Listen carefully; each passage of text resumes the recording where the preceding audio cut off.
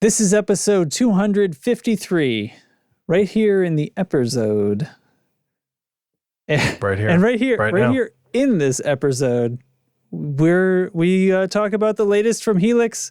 I get tricked into putting something on the show for Thanksgiving, and a tuner from Walrus. Oh, and Andy McKee. Hey, I just thought of another segment that we could try. Yeah. What? Let's all try to trick Justin into putting stuff in the show.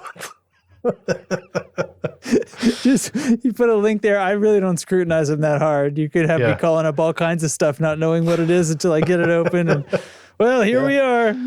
Yeah, this is not good. This is not good. And we're like, I got him. Just makes for shitty podcasting.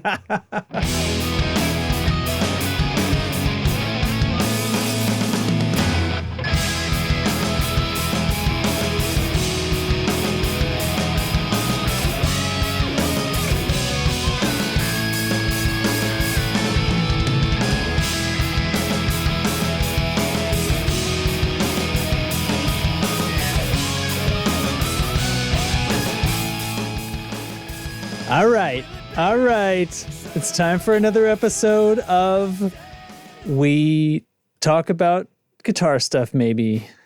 Maybe. Somebody in Discord today said we should talk about the gear that we're thankful for this year. Oh. Because we're coming up on Thanksgiving now. Yeah, it's so touching. The gear we're thankful for. The gear we're the most, I don't know if the question is like that you got this year or whatever, but I feel like that could be any time. It could be timeless. Yeah. Timeless gear. The gear in your own collection, I think, is the idea, right? Yeah. What am I thankful for? My tuner. Without which, where would we be? Yeah. That's a fun deserted island. What pedal would you have on a deserted island? Fucking tuner pedal. Fucking tuner, you idiot. What's wrong with you? To tell people that, and they're like, "Oh well, for this over." I meant, I meant a tube screamer. I wanted a decisive answer. All right, let's. I was about to say let's ponder that, and we'll circle back to that in a little while later in the episode. But the truth is, I won't think about it at all. I'll be much too distracted by whatever's happening. Yeah, right here in the Eperzode. So, okay.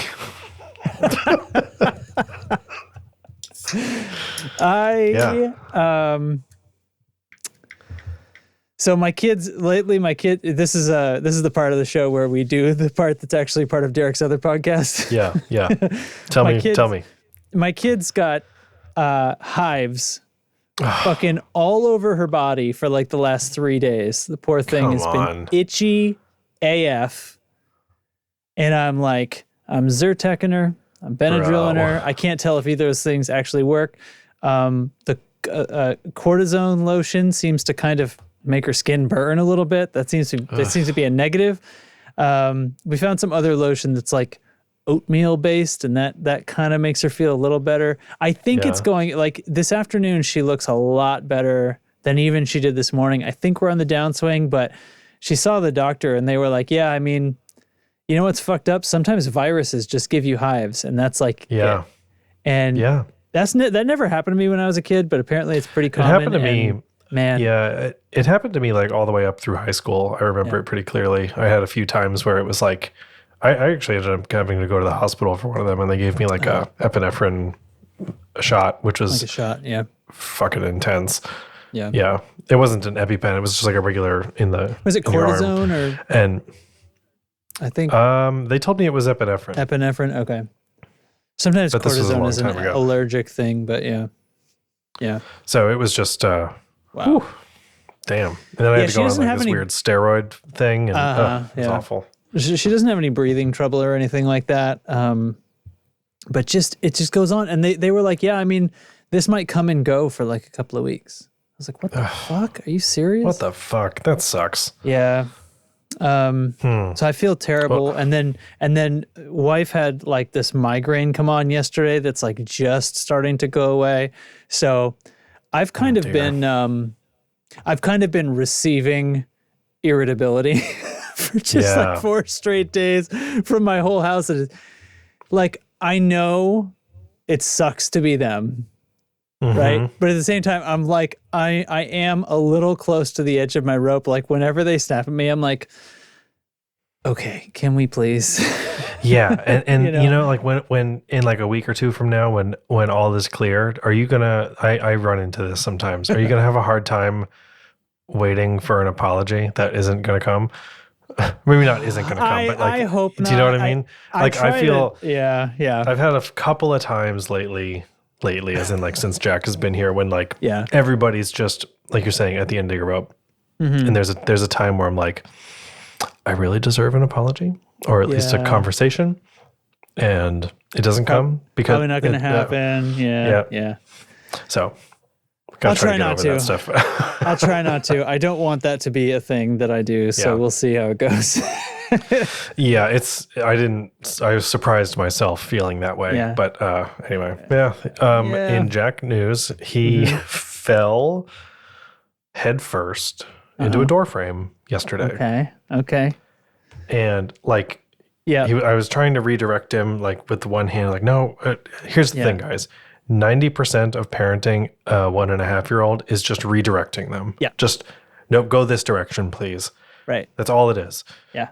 So I got one hand, he's holding a toy and I'm holding the other toy, and so I like try to spin him around a little bit and he trips on his shoe and wham, like full on straight into the dome. Instant goose egg. Right over his eye, just whack. Yeah. Hits it so hard. And immediate bruise and egg. And I'm like, oh my God. And of course, when does this happen? Only when you need to be somewhere. Yeah. So like I'm about to leave for something and Beth is about to leave. So I'm like, oh my God. So of course, getting out the door is like requires a force of nature. But boy, I'll tell you, I remember Arya was a lot younger than that, like not walking. And it was one of the first times that I was like, in fact, she was crawling, but it was like mom was out having fun. You know what I mean? Mom was like, I'm going to get to go have some fun kind of thing. We're in the months territory. And Arya's crawling along and just like decides it's over. And she's just going to flop, you know what I mean? But she's right next to the corner of this baseboard. And she's like, there's no reason for me to think that I can't just drop my body to the ground at any moment, right? Because I've never had any information telling me that that's not a thing that I can do. And just like that, the corner of like a baseboard, and just kapow, like right into her forehead instantly. And I was like, oh my God, like I am in so much trouble right now. So much trouble. And then like instantly you're like, I saw this coming, but I didn't. Yeah. You know? How could I? Oh man. It was, So anyway, he's fine. It's just like a holy free event, shit, dude. So Stitches free, and he's got the swelling went down, but he's got a bruise that's just like right in time for Thanksgiving, so it'll be cool. Man, other than that, I mean, I don't know. I feel fine.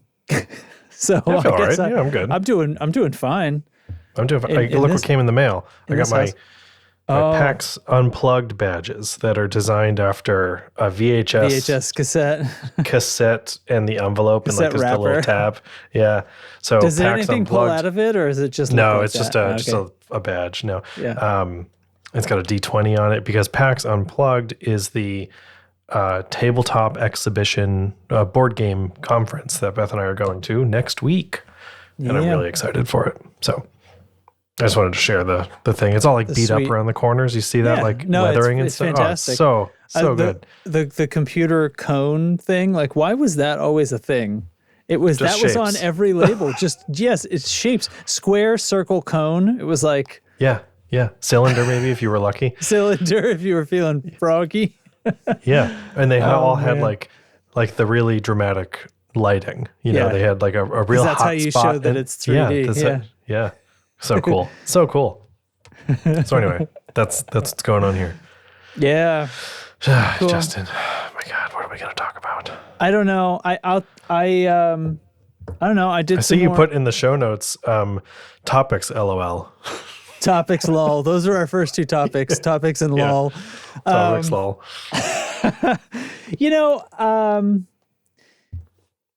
somebody shared something in up here that they said we should do too. But it's just a pedal, right? We don't really do stuff like that, do we? Hold on, I'm scrolling up in Discord. Oh, look at this. Yeah, it's a pedal. What is it? It's a limited run pedal. Should we do that? Yeah, whatever. I didn't look at it yet. Do it. Oh, from, all right, I'm gonna stick it in there for later.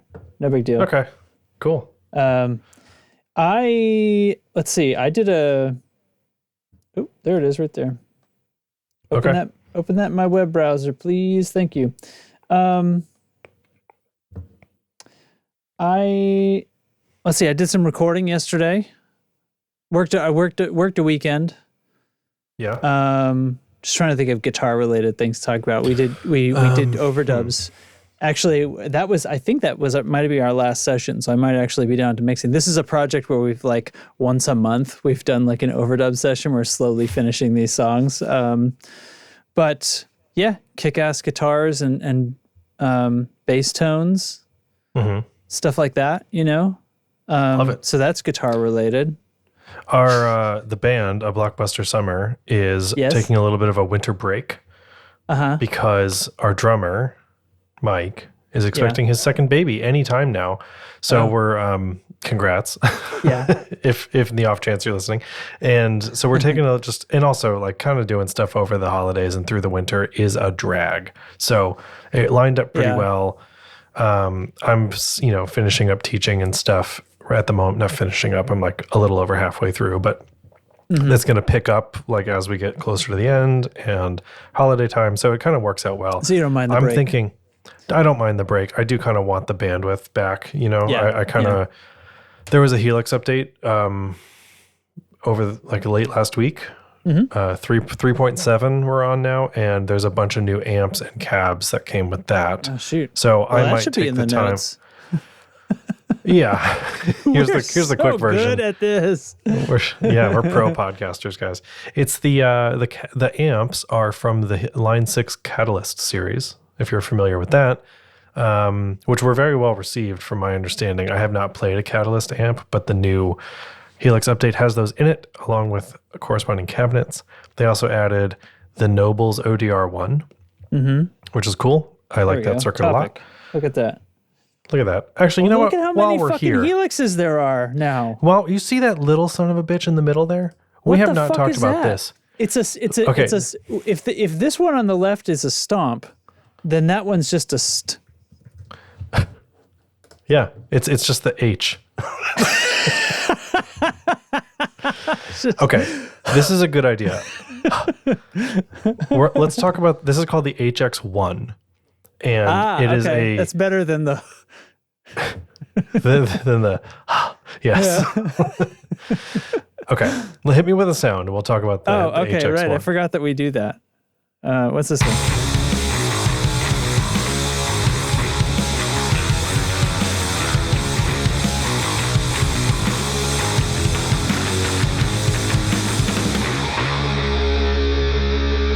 I definitely used that last. I think I used that last episode. I don't know, whatever. Oh my god, it just keeps going. There we go. Okay, so the HX1 is a single block of the Helix, and it is essentially without the amps or cabs. So it's basically the HX effects into a single thing. Okay. And it's got like presets and stuff, but it's like if you just want now for somebody who's not a Helixer, how many blocks is a lot of blocks? How many blocks is an HX stomp? 8. Okay, so it's an eighth of a HX stomp.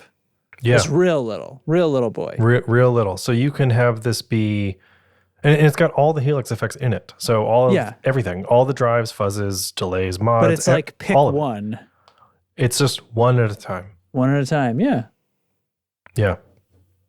I think it should have just been the stomp, right? People call HX stomp the stomp. Yeah, you're right. So it's whatever. It's the one. It's got all that stuff, right? It's got all the Helix stuff in it, so it works the same way. Basically, it's the same ecosystem that you're familiar with. So there's not a lot to talk about, like software-wise, because it's still all the Helix stuff, aside from amps and cabs. I posted a link in the Discord. Yeah. My mic volume is a lot lower than Justin's, according to the chat. Well, before the show, I was mentioning, I feel like Derek's Discord volume kind of goes up and down. Some weeks it's louder than others. This week I have him turned up kind of a little bit, whereas some weeks I don't. I don't know what that's about. My input volume is all the way up. Yeah, within Discord. Forgive me. Turn me down and then turn your volume up, dear listener. It's the best we can do. Discord. I don't know why it does that. Sorry. Anyway. So anyway, it's got all the effects, which is rad. It's stereo in and out. I haven't looked too closely at this thing, but it's got a bypass and a tap tempo, as well as flux. Good move. Which the flux, I don't know what they're. I wonder if I can get a zoom in on the one. I'm trying to go. Tap once. Oh, here we go. Press the tap one time to restart any LFO-based modulation effect. So, meaning you can like reset the sine wave on something, basically. Keep going. Look at all these products, dude. Oh, there it is. HS Effects. Oh my God, there's like tons of stuff that we could. Here, I'm just going to zoom in. HX Effects has been around forever. Yeah, but I just don't think I was not. Anyway, there it is. So anyway, it's got MIDI in and out, USB-C, external foot switch stuff. So you can like really expand this thing. But I think it's awesome, dude. Like I think it's a pedal board. It's a pedal-sized thing, a regular pedal-sized thing, with like the Helix guts. Yeah. So that must be an expression on the side. You probably said that already, right? Yeah. It's a expression, and it'll also do like foot switch 3 and 4, so you can expand that a little bit to like a little switcher. The thing I really want to see though, and line 6, you can just take this idea. I've been talking about this nonstop in Discord. Make the HX1, make this product, but it's only amps and cabs, not effects.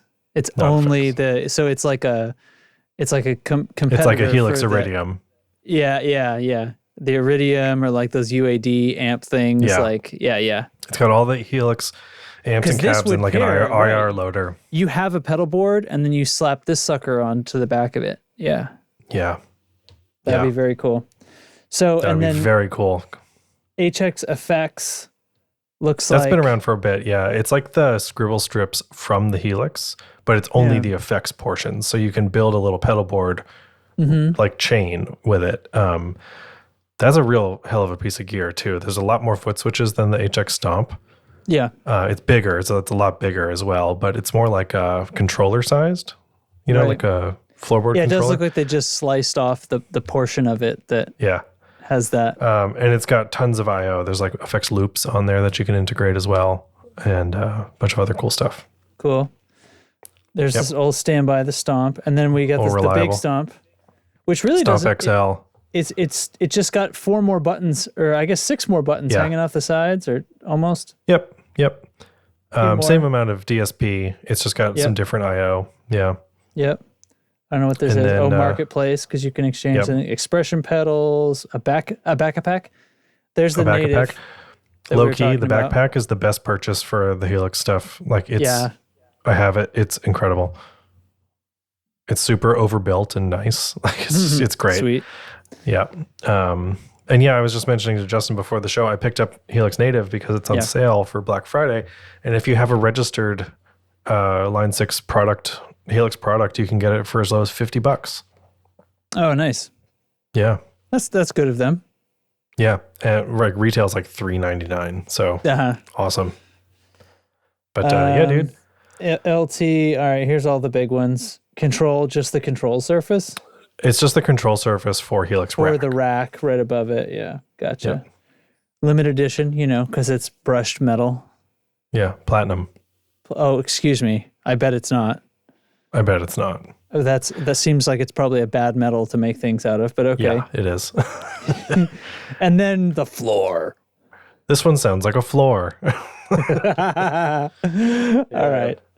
Well, that's so cool. Yeah, the updates here, lots of new amps and cabs and stuff. And this is the thing, dude. Like Helix has been around since 2015. Yeah. And we're on version 3.7. And they just dropped these new updates like, hey, here you go. Right. We've been working on this. Here you go. It's free. Go and I mean, the download it. hardware is coming, but yeah, I mean, that's what it is. They're the software that supports their hardware business for the most part. Yeah. Right. And I mean, their hardware contains software. It's awesome. And blah, there's blah, no subscription but, model. There's no. Right. Yeah. It's great. Good shit. Look at us pulling a show together. Fucking A. Live on the air. Let's do it live. Phew. Man. What do you want to? So if that counted for where I wrote topics in the notes, we'll put this. I don't even know what this is. What is this thing? Critter. The limited run all metal CFR. We'll put clone Critter Thanksgiving on the lol. seasonal Okay, pedal. so lol. Here comes the Critter. What am I playing?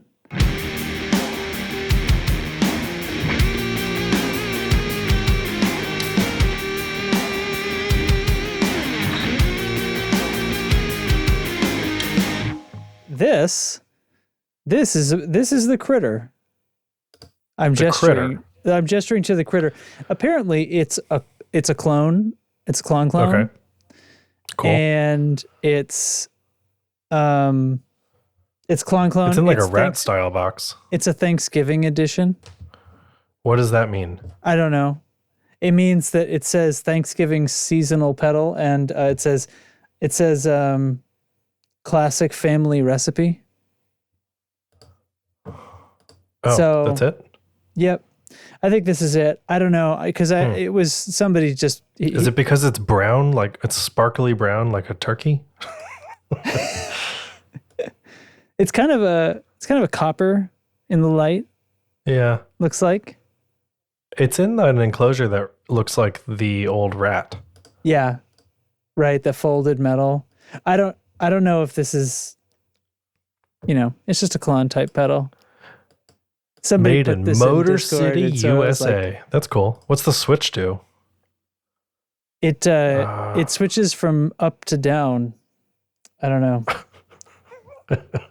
Oh, it's a fat switch, it says. Okay, cool. Switches from fat to not fat. Wait a minute. This is coming through in Australian dollars. Do they have Thanksgiving in Australia? Why is my reverb showing me in Australian dollars? I think it's... What the fuck, dude? That's what's wrong with your internet right now, is that you're being routed through Australia. It thinks I'm in Australia. Jesus Christ. Okay, whatever. I'm going to close this tab. Okay. That was silly. That was so dumb. Oh my God. Where do you think I am, internet? For fuck's sake. I'm so annoyed. I'm so annoyed. That might literally be explain something. Yeah, the people at the switchboard are just like, what does this do? They just fucking send my pipe down through Australia instead like, of, you know like, what? Send from this here to guy Ohio. through the ocean. Yeah, Good jeez. God. Okay, well, it seems to be working now. Yep. You look I'm sorry. Clearer. Yeah. No, it's all right. It's all right. Anyway, I'll doctor some of that up in the old post there. So, I'm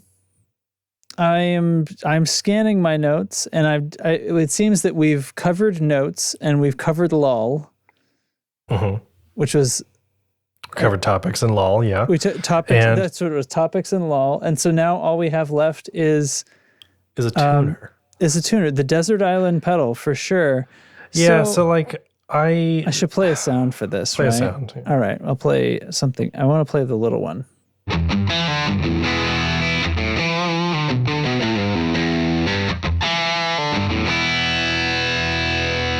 Yeah. So, all right. Walrus Audio has a new tuner pedal. Yeah, so I saw this a while ago, and I thought, yeah, what?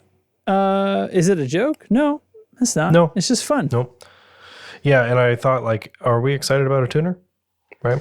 Has there been a need for a new tuner? I don't know. Although I did pick it as my one most important. Yeah, right. Thing. Yeah. Because oh boy, does music suck if you don't have a tuner. Here's the real pro tip, guys. Get your band all on the same tuner. Oh. You think so? Are we cork sniffing tuners now? Yeah. Yeah. Yeah, we are. Yeah, man. We're doing it. Yeah, man. Join me. Here's the thing about the Walrus Audio Canvas tuner, it's called. Yeah. Yeah. I saw this and I was like, what is there to do about tuners, right? How do we, Walrus Audio isn't going to put something out that doesn't have something about it that's better than, or an improvement on, or in some way than the TU2 or a Polytune or anything else, right? Yeah. They're not a brand to just get in the market space for no reason. Right. So it's got a big ass screen on it. Mm-hmm. And it's like an LCD screen. Yeah. It's a 2.8-inch TFT LCD. So it can display images, not like my tuner that's an LCD that's just like colored lights. Right. Or I guess those are LED, yeah. Right. And it's yes, sorry. So the Walrus one is an LCD display. Yeah.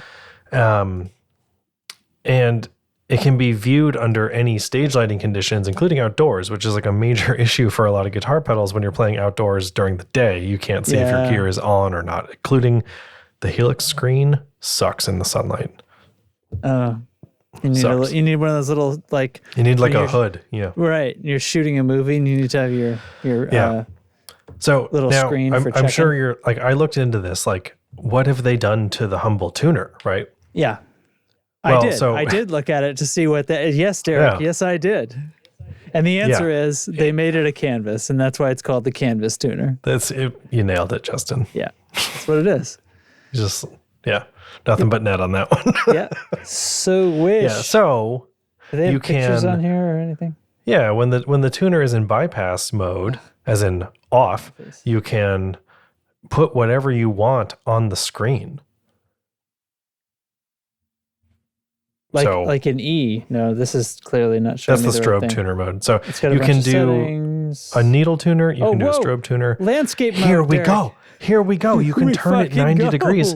Here we fucking go. Like you can turn it 90 degrees and the screen turns so you don't have to do that fucking bullshit sideways tuner thing. That's fucking innovation. I mean, regardless of See what I mean? Put pictures on it. Like you put pictures. Pictures. Who gives a shit? Right. I saw this and I looked at it. I was like, oh, you could put pictures on it. It's fine. Personalization is cool. Fine. That's fine. People like that. I did not know that it would do fucking landscape mode, bro. Yeah. So excited. Now we're talking, right? Now we're in business. I've seen some of the suggestions for it doesn't have an off switch. Some of the suggestions for what to put on the screen include pictures of your family, a set list, a picture that just says you sound great. Set list. Just a picture that just says you should probably tune. Yeah, are you in tune? ? I think I would be distracted if my tuner said anything, but like if there was something on it that I had to go down and read that wasn't a giant letter telling me if I'm in tune or not, I would have a hard time with that. Yeah, a set list, huh? This is not that big. 2.8 inches. That's not. I'm not going to be reading my set list off of a 2.8-inch screen from my standing height. That's not a thing. But I mean, thank you for the suggestion, I guess. Here's the thing about it. Like, when you see a compressor that has like 128 recallable MIDI presets and you're like, who on the fucking earth would need 128? Yeah. The Strymon compressor does that, right? Shut the And you're like, up. who the fuck needs, right? So I think it's like one of those things that they just they like do a marketing spin when it's really just a feature of the chip that's in it, and like that's how many it can hold, So this it actually would be pedal, a lot of work to make it hold less than that.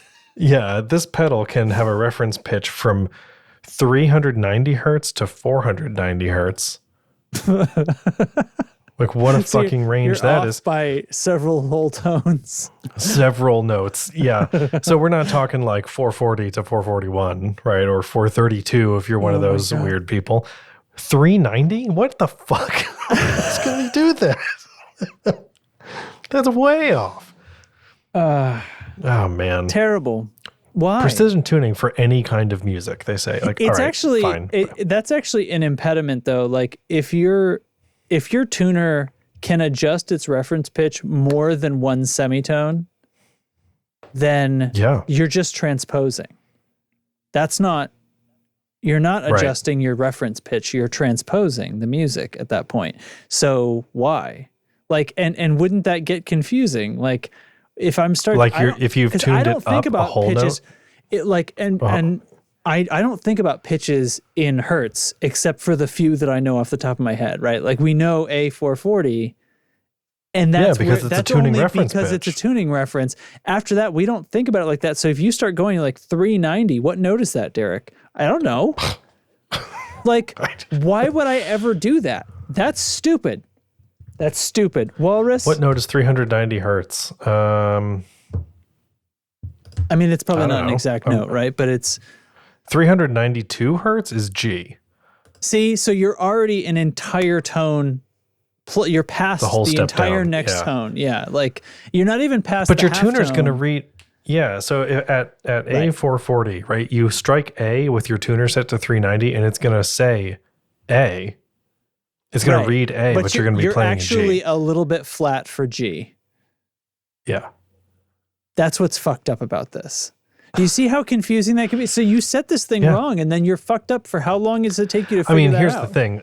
Chances are it comes out of the box at 440, and you just never have to think about that. But that option's in there, man.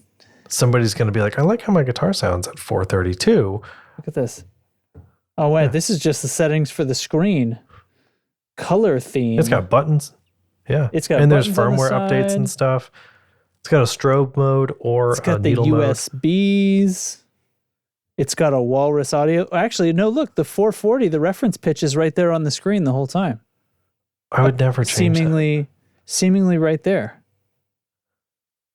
If I joined a band and they were like, hey, we tuned to 432, I would leave. You'd be done with that. I know I'm coming in hot with that, but like, it's fucking stupid. We have a standard reference pitch for a reason. Putting images on it, yes. I would not do that. I agree. That's silly, but some people will really like it. However, this landscape orientation, that's the shit. I would put my band logo on it. Okay. Yeah. Something like that. Sure.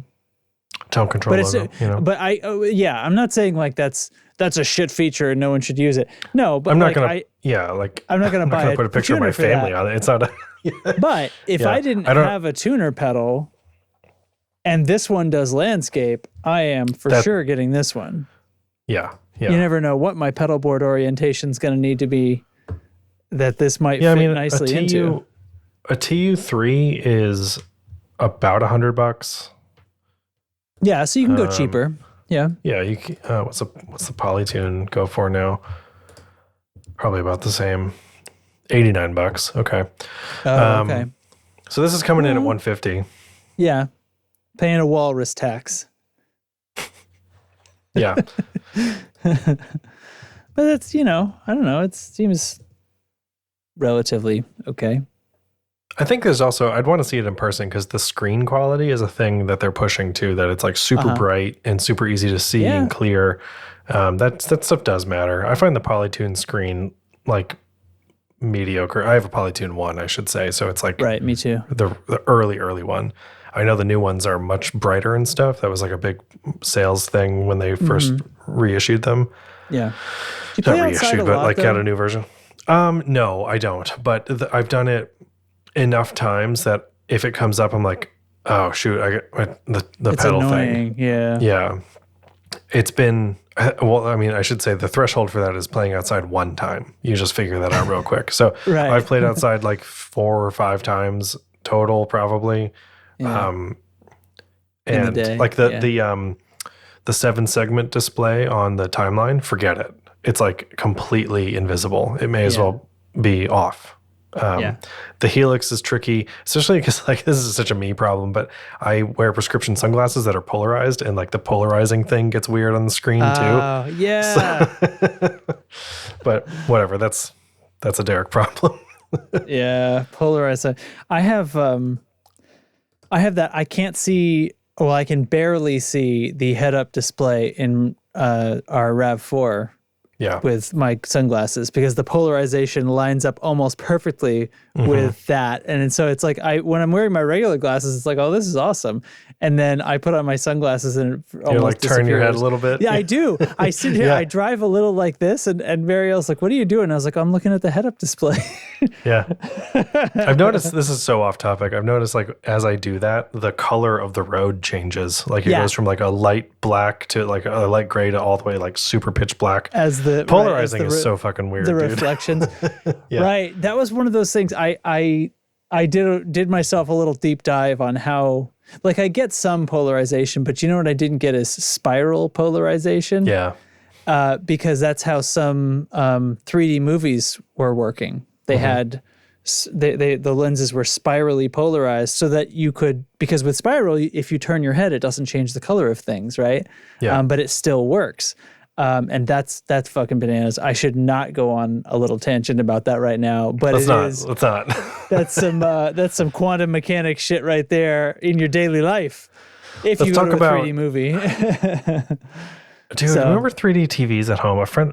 Yeah. Never mind. I'm not even gonna. No, this came up on something I was listening to because I play VR, and so like this sort of like that whole like technology sector, things like this come up, and it's like, oh, do you remember this, and like how this turned into that, and how that didn't stick around, and what's going to happen in 5 years, and all this sort of discussions, and 3D TVs come up now and then. It's like, active shutter glasses. A friend of mine spent an absurd amount of money on an active shutter 3D TV with the glasses so you have and like stuff. Glasses that are wired to the TV. I think they have to be. I think they're wireless. I actually have no idea. But like, as a person that wears regular glasses, I got bad news for you, man. It's not that comfortable. Yeah, 3D movies that you. Yeah, at the movie theater are tough with glasses. I managed to do it a couple of times, but it's like it's annoying to sit there for like 2 fucking hours. It's pretty annoying, yeah. Yeah. So pretty annoying. Anyway, that's all we got, right? Is that it? Yeah. Tuners and stuff. What do we? Yeah, it's fine. We recorded for a while. Well, I guess some of this is going to get cut out. Some of this we got to cut out because it's fine. Jeez, okay. Jeez, I know what we can talk about. What? I don't know why I didn't think of this at the top of the show. What? I went to see Andy McKee last night. Oh, the Andy McKee? Yeah. Do you know Andy McKee, or are you doing a bit? I was just doing a bit. Okay, I'm going to play a sound for you.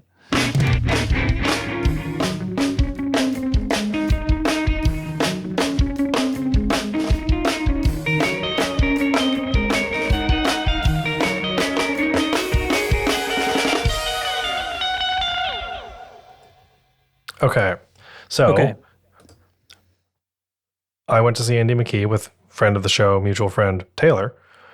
Oh, Taylor. Over at Jimmy's Jazz and Blues Club or something like that in Portsmouth. Oh, cool. And which, by the way, the fucking greatest place. Oh my God. Loved it. Absolutely awesome venue. So anyway, Andy McKee is what happens when you read all of the Mel Bay books. Okay. All right. Like, he has one guitar. Like he has completed guitar. He's finished it. He finished guitar, everybody. He beat that game. He plays guitar in a way. It's fingerstyle acoustic, and he does some of that percussive stuff and lots of like tapping and things like that. And I think I have seen this guy now that I bring up the website. Yeah. Yeah. He plays in a way that is, he and I are playing different instruments, right? We are not in the same sport at all. He is in another universe with this stuff. Absolutely amazing show. He played a few covers, some of his own stuff. He did 2 45-minute sets that kind of crept into about an hour, which was great. There was a little intermission. He plays these wild fan fret multi-scale acoustics, which you can see there. Yeah. He's had one that was sort of standard tuning range, and the other was a baritone. And he's in between songs talking to the crowd and bantering a little bit and tuning up by ear relative to the guitar itself. So he's probably got a tuner on stage, I can assume, but he's there just like, doing the tuning song. Yeah. But he's messing with it. Every song is in some wild different alternate tuning. And then he's throwing a capo on and like fine tuning again from there and stuff. And the whole time he's chatting and just like telling stories, and this song is about this, and I met this person and traveled here and blah, blah, blah.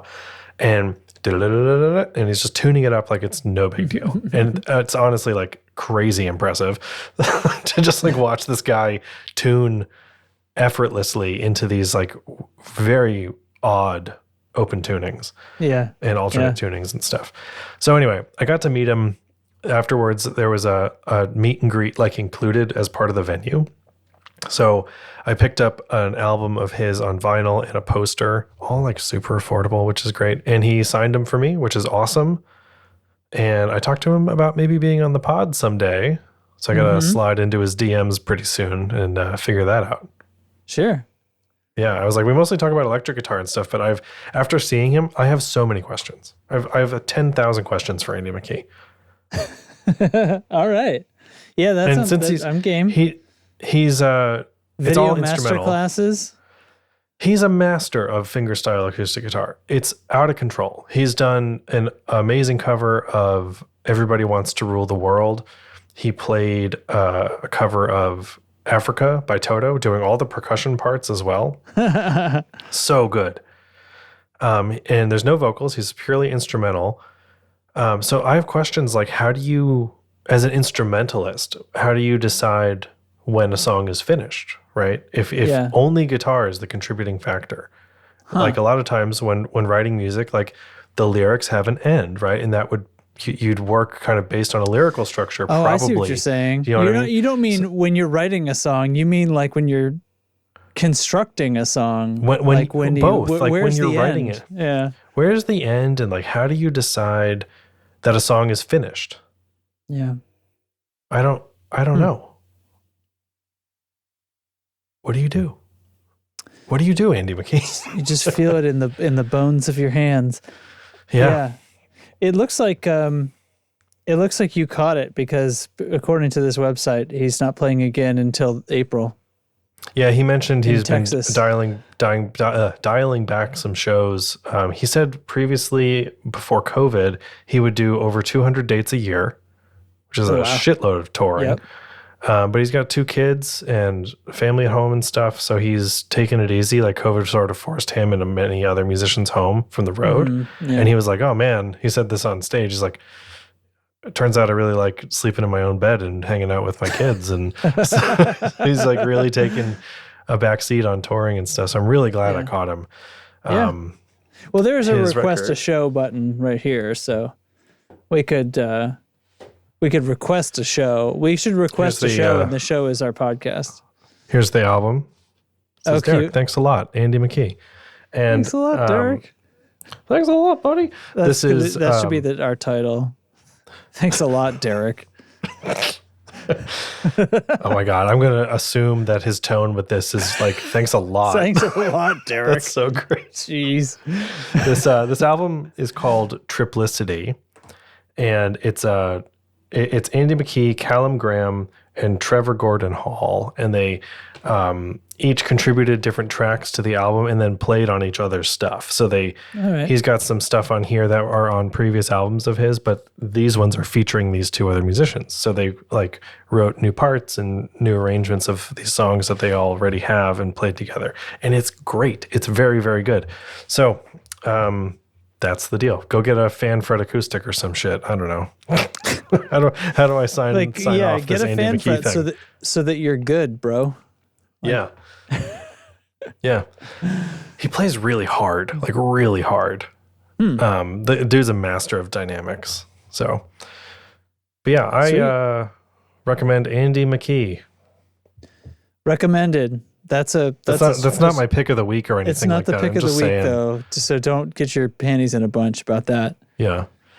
Yeah. He really nice guy. Yep. That's awesome. I do recognize him now that I think I said that. Now that I so this venue we were at, it's a jazz and blues club that's also a restaurant, and you get there and they've got table service and stuff. That there's a stage as well, and they tell you, and before the person comes up on stage, they say like, "This is a listening room," they call it.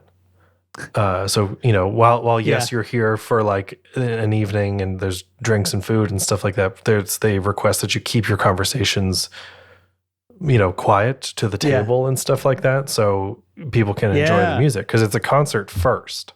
And all right. It's so like setting that it's expectation. Just, yeah. Yeah. They're like, hey, be cool. Just be cool, man. The food was outstanding. The drinks were outstanding. It's such a cool vibe of a place. It's like one of those like kind of Anchorman style, like my study smells of rich mahogany kind of places. Many leather-bound books. Yeah. Yeah, it's all like Art Deco inside, like cool tile floors, like mosaic tile flooring, just in the cool old buildings that are down in Portsmouth. And so, yeah, check it out, Jimmy's. Jimmy's. All right.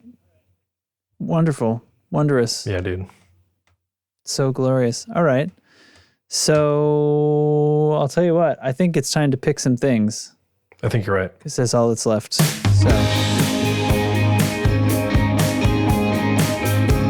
Oh my God, we did the same dance. Well, that's because this is the dance for this song.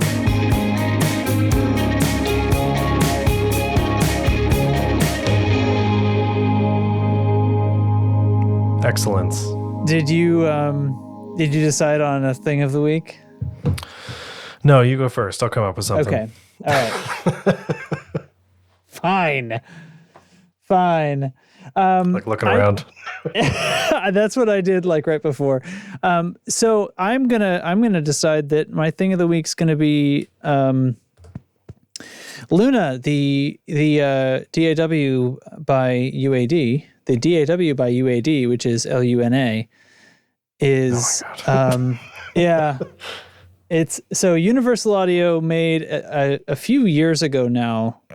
They came up with this Luna DAW, and it was really rough for a little while. And then after a year or so, it got to the point where I was willing to kind of give it a try, and I've been using it more and more. Exclusively for music stuff. I do a lot that isn't music, and I would never dream of using it for that. This is a very music-focused thing. But the news is that there was a recent update a few days ago or a week or two ago, and they've made it free. They've unlocked it, basically, which has been their plan for a while that they've been working up to. But originally it was attached to UAD hardware. So if you had one of their hardware interfaces, you could use Luna. Because it integrates really strongly with those hardware interfaces. But a few updates ago, they made it so that it was it could switch to core audio on Mac, so it could basically just use whatever audio device on Mac. And then a few months after that, I guess after some testing proved that it was working or something, they've unlocked it. So it's now free to download for anybody, regardless of whether you own any UAD products. And because it's not locked to the hardware, you can just use it with core audio. Now, for me, the main thrust of the thing is its integration with UAD's interfaces. The fact that they have onboard processing, and this DAW knows about all that, so it just effortlessly switches back and forth. Like when I put a track into record mode, whatever plugins are on that track will go into hardware mode, and when they're not in record mode, they'll go native, and it's seamless. It works great. So I can do things like I was doing yesterday with the band. Like I can track guitars and bass, and the amp sim is in the hardware. So I'm actually tracking a DI, but I don't have to have that workflow of having a second track that's a DI and having the amp printing and all that shit. Okay. Like we're recording and the guitar player says, "Oh, can I have a little more treble on this?" Like I just turn the knob. I haven't made any changes that are baked in. If I go back and play back a different part of the song, it includes the change we just made because it's all happening real time in hardware. So that's why I kind of got into it, because it works really well with the interface that I have. But that's not the only thing about it. So I actually think that this is a cool DAW for somebody who isn't super into one already. I think this would be a good beginner one for somebody who wants to get into music production, because it's got what you need. But it's not over featured, so it is very simple compared to basically every other DAW I've ever touched. The options panel is like one page, you know what I mean? There's just not there. It has keyboard shortcuts, so if you're a shortcut ninja like me, like you can work your way around like that. It has all the things like the fancy warping of audio that DAWs can do now. It has all that UAD analog sim goodness stuff kind of baked in, and works really well with all that. It comes with some software instruments that include drum machines and other kinds of sounds and things like that. So the free version has a few things. It has a tape simulator. It has the shape instrument, which is the one that's sort of a sampler kind of thing, an arpeggiator, sort of very basic stuff. And then you can buy this bundle, this pro bundle, that for $200 you get it, and it comes with all this extra shit that that is like an add-on for it. Extra plugins, extra tape stuff. It has a bunch of things in it that they act like a recording console. Like there's a specific slot in the DAW where your console sim goes and where your tape sim goes. They don't go in the normal slots, you know? So anyway, there's all this extra shit. I have a bunch of UAD plugins that I use with it, but it works with all other stuff. So whatever. I think it's cool. So, be worth a try for somebody who, you know, maybe wants to get into music I use production. Logic, and I should say, like, I am not a power user. I don't know what I'm doing. I need more than GarageBand, you know, and Logic is one of those things like I'm way underqualified with it. It does what I need to do, and I'm getting pretty quick at what I need to do, but I'm not here making real, fully polished, finished products, you know? Right. So is there any reason someone like me would check this out? Well, or other than to just check it out? I think the simplicity of it could be cool. If you know how to do what you need to do already in Logic, then you're probably fine. The pull of like the fact that it's laid out very much like a recording console, and it has some appeal for somebody who's used an analog console probably and hadn't used software. So on that sense, it has some appeal. Other than that, I honestly think it's kind of like if you don't have something you're using already, or if you feel like experimenting, I think it's cool. I like the way it's set up. I like the way it feels, and it has a simplicity to it, which is nice. It's almost like restrictions that might be helpful in creativity. Now, coming from Logic, though, I'll tell you right now, you're going to miss the drummer, the Logic drummer. Yeah, that was the first thing that came to mind was I use the drummer all the time. Yeah, if you use Logic drummer, no, we don't have that over here. You would be having to install that or with some other system or something. Yeah. You know, it has good MIDI capability, and I was editing drums and guitars and stuff, and they sound fantastic done in Luna, but it's I use it for things like that, and I have occasionally drawn some MIDI in it that works fine too. I don't do all that much MIDI. It does strike me as like if you're somebody who does a lot of electronic stuff, this probably isn't going to be exactly your jam. If you like the Logic drummer, you're going to miss that. And it's simple. It's for if anybody has UAD hardware and you haven't tried it yet to record your music, then you're really missing out. So like anybody has like an Apollo Twin or something at home and is making like self-making their recordings, this thing is very game changing for your workflows. Other than that, I just think it would be cool. I think somebody should check it out if they are just getting into music production or are just interested in experimenting. And nice. Highly recommend. I had a client last week who hasn't really done very much. It was his first time in the studio, and he'd used something called BandLab, which I think he did on his phone to record a demo.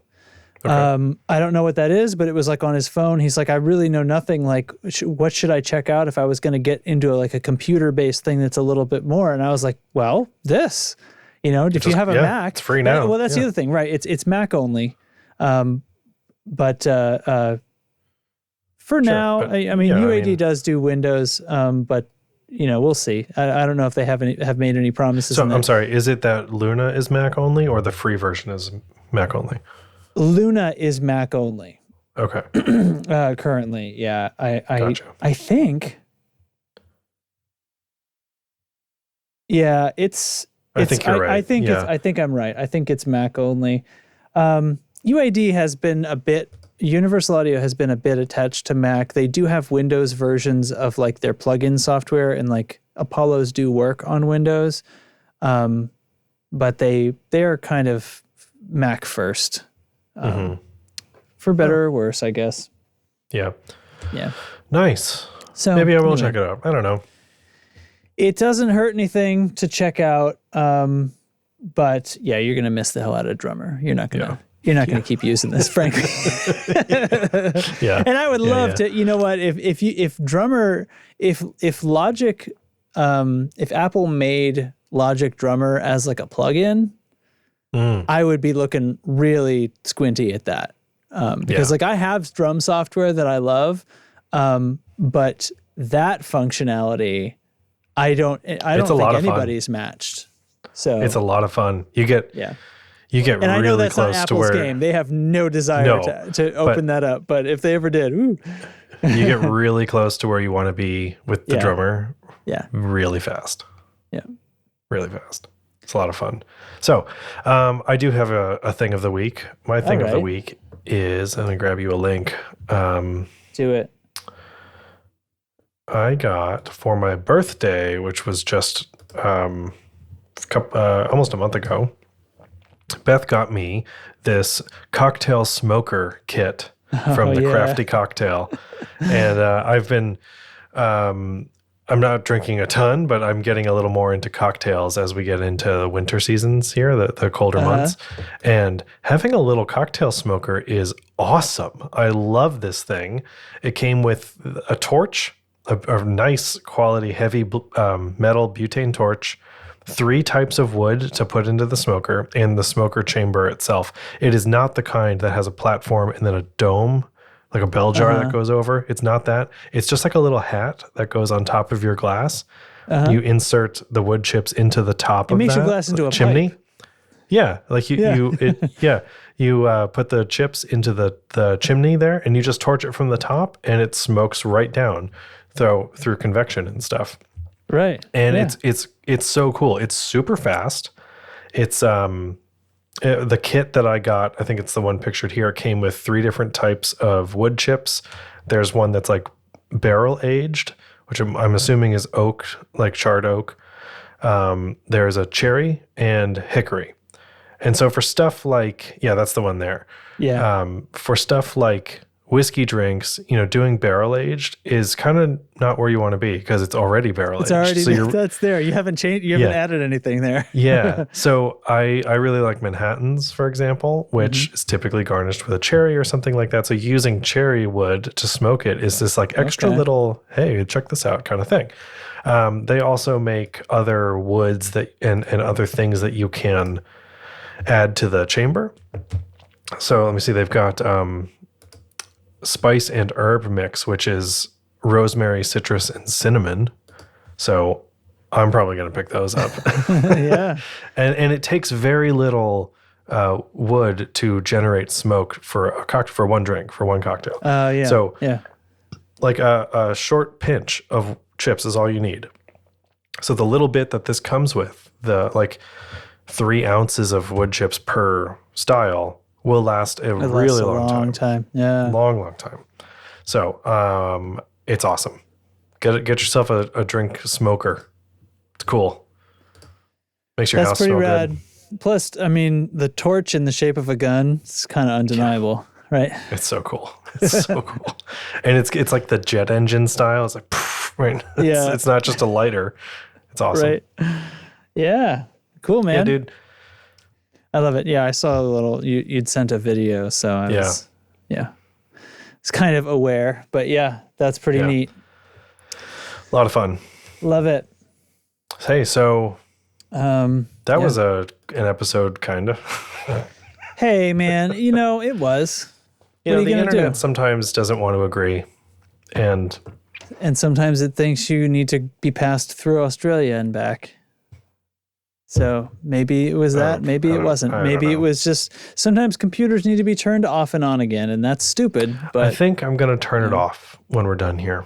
Yeah, you're just going to say, you know what? Good night. Take a nap. I'll see you tomorrow. Right. We'll see how it goes. See how it goes from there. All right. Well, hey, listen, everybody. We appreciate your support, and we appreciate you listening to bad episodes like this one, because sometimes they're good.